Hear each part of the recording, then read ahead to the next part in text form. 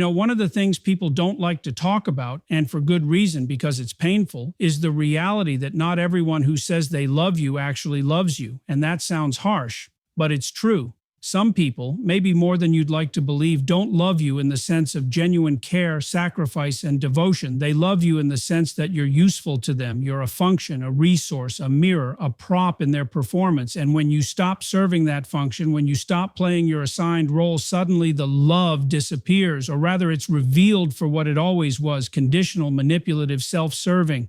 That's one of the core features of narcissism. A narcissist doesn't love you, they use you. They attach themselves to you the way a parasite attaches itself to a host. It may look like intimacy, but it isn't. It may look like devotion, but it isn't. It's consumption, it's extraction, it's what can I take from you that keeps me intact, that reinforces my self-image, that props me up? And that's not love. Love is the opposite of that. Love is recognition. Love is service. Love is sacrifice for the sake of the other person's highest potential. Love is not about using someone as a tool for your own ego maintenance. Now, people confuse these two things all the time because, let's be honest, when you're in a relationship, there is utility. Of course there is. You support each other, you divide labor, you provide comfort, you encourage. That's all functional. But in a healthy relationship, the function is grounded in genuine regard for the other. It's balanced by an orientation toward mutual growth. In a narcissistic relationship, that balance is gone. The utility is the relationship. The moment you stop being useful, you're discarded. And this is something I've seen repeatedly in my clinical practice. People come in absolutely exhausted and they don't understand why. They say, I give and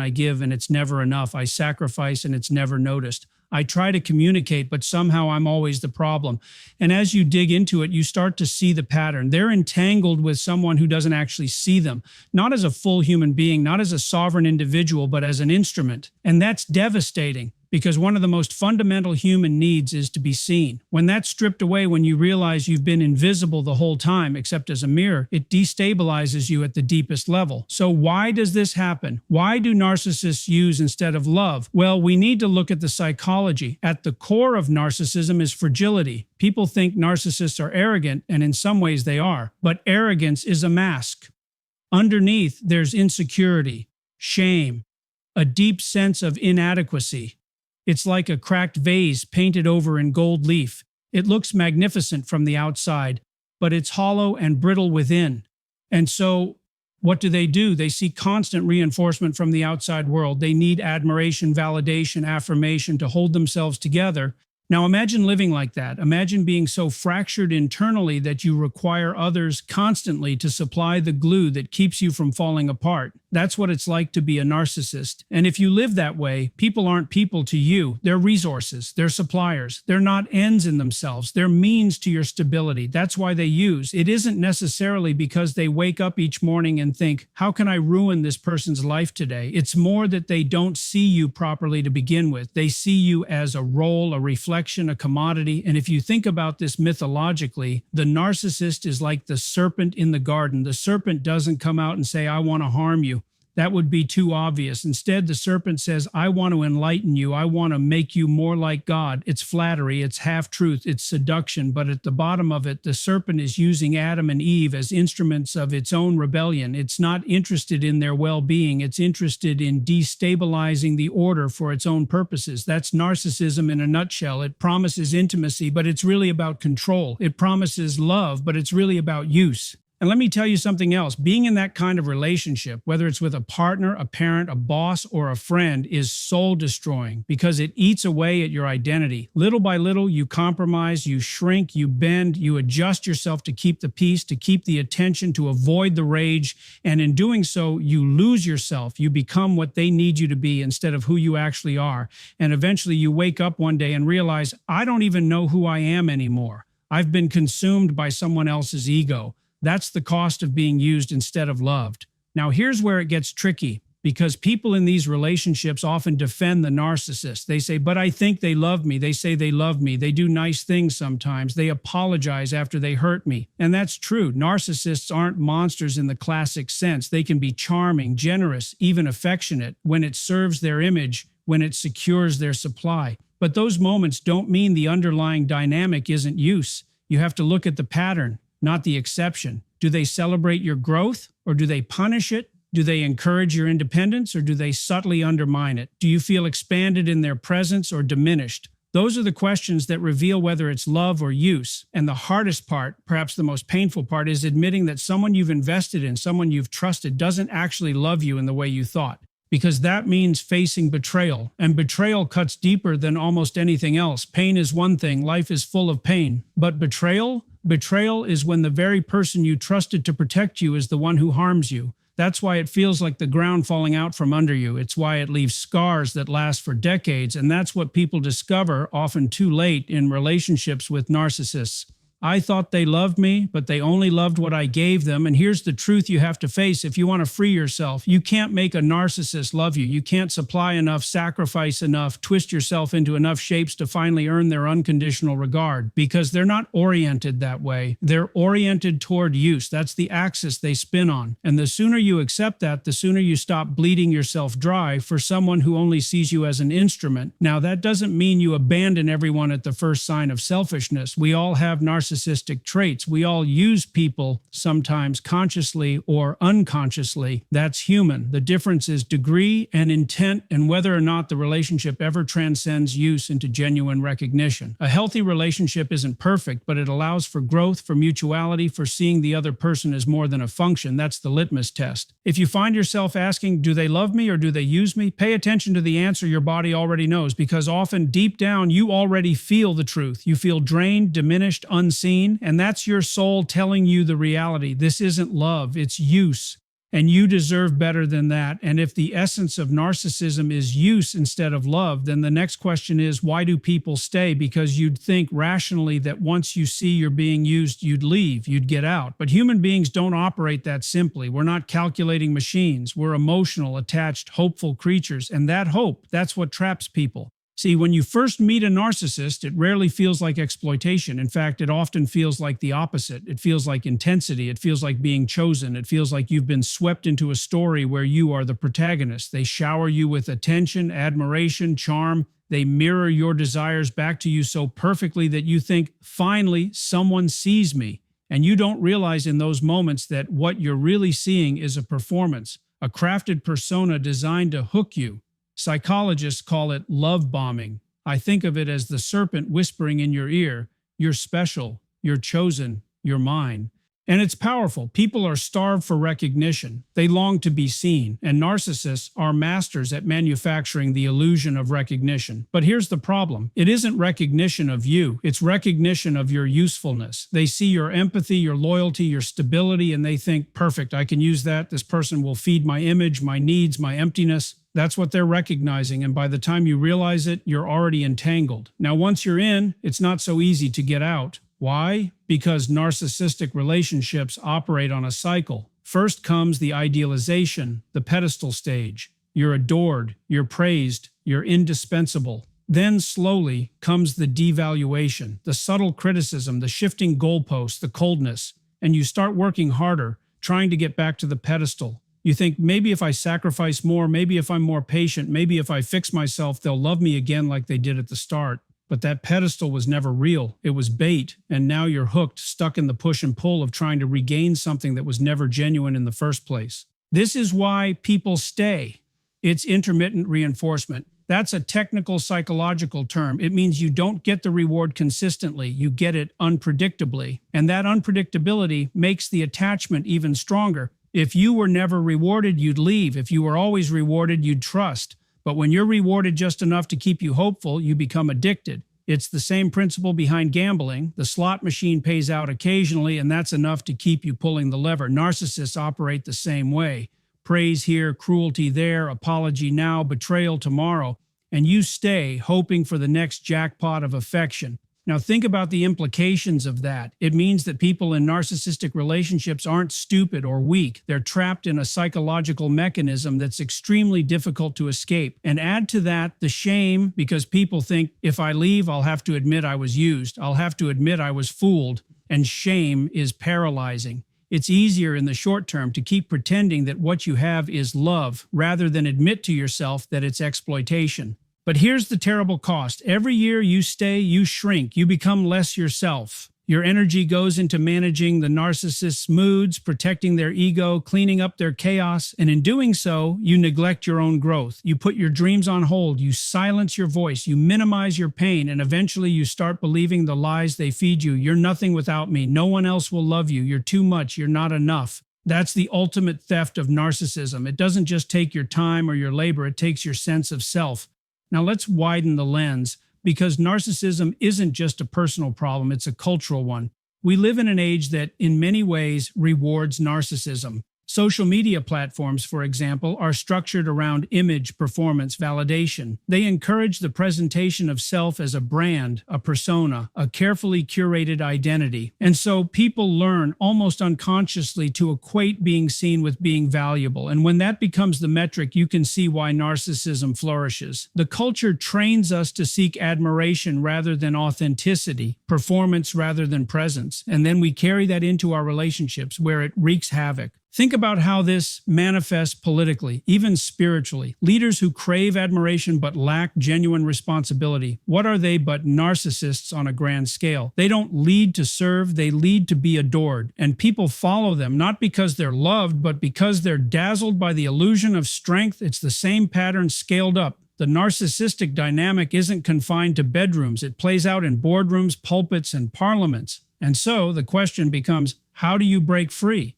How do you step out of a relationship where you're being used? And the answer is both simple and excruciating. You tell the truth. You tell the truth about what's happening to yourself first. You admit this isn't love, this is use. And that act of truth-telling is like lifting your eyes to the serpent on the pole.